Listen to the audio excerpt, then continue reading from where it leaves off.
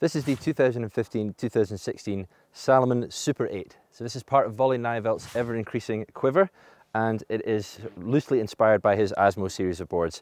Now, it's a 157, which is about 5 centimeters shorter than what I would normally ride, but that is actually what Salomon recommend for this board because it is slightly wider in the waist. So you can get a little bit of a shorter ride, but still get the same kind of surface area cover that you would get with a bigger board.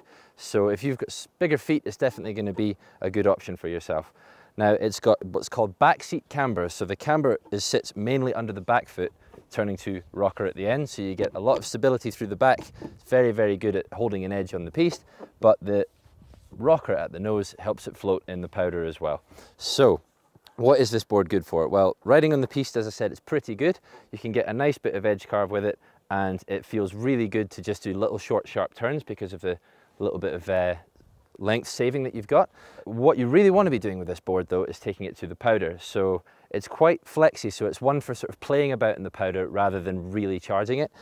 What you would want to do with this is send it off side hits and into natural features in the powder, and on top of that doing a bit of buttering and that kind of thing, because it's got a real loose feeling to it and you can press it to your heart's content.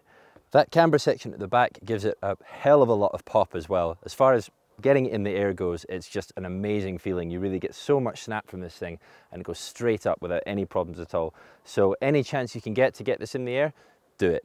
Not so much for park, but things like natural features and things like that, that's exactly what this is really good for.